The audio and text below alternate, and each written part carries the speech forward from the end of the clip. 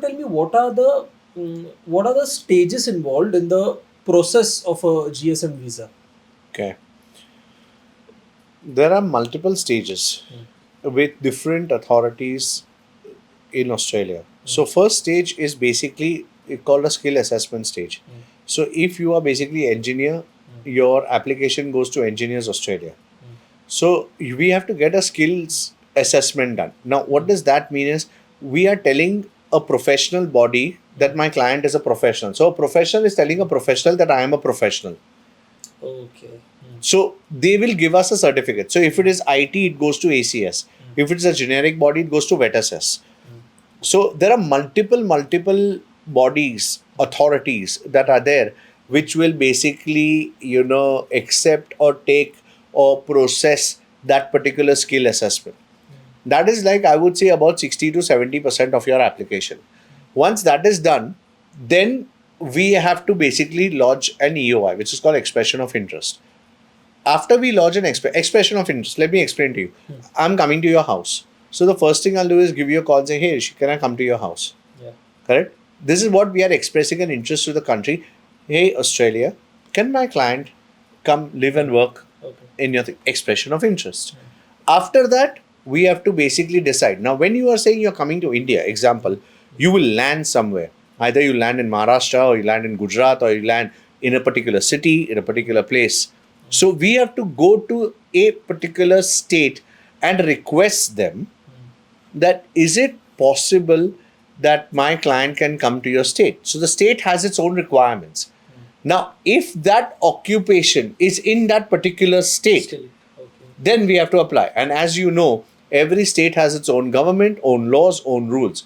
In Australia, every state with every occupation versus every nationality will be different. Oh, so there are different rules. There are different rules. Different states. Correct. So, like some states have their own points test. Yeah. And some states will say, okay, you can lodge your application, but I want the bare minimum points. Some states will say, yes, I will accept this particular case, but I want so many points extra. So it depends on state to state, and it is a whole filing that you have. Some states will say, I want an ROI, which is called registration of interest. A registration of interest means register your interest. If you qualify, then you can apply for that. So that becomes another part of lodgement. So we have to register them for that particular state. And then once they get an invitation for that state, then we have to apply for that state. And once the state gives you permission, then the federal government says, okay, you're welcome. Then comes the last stage, which is the visa lodgement. So you see the complexity of how it is and what it is and how many stages we have to do. So every state with every occupation, with every type of GSM visa is different. Why is it sounding so scary to me? No, that's where we come in. That's where we are professionals, and that's where our things come in, where we can we understand. We've been doing it for I've been into this for now 20 years.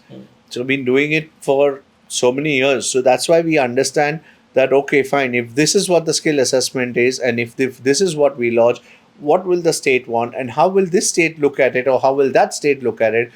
And what are the new, and even if there are new laws or new things which keep on coming all the time, and we are so used to all of this, so we can adapt very easily. Like my team is highly professional in adapting into all of these things. That's why I said, have a good lawyer or a registered migration agent who's done all of this before you get into any of the GSM processes. Okay.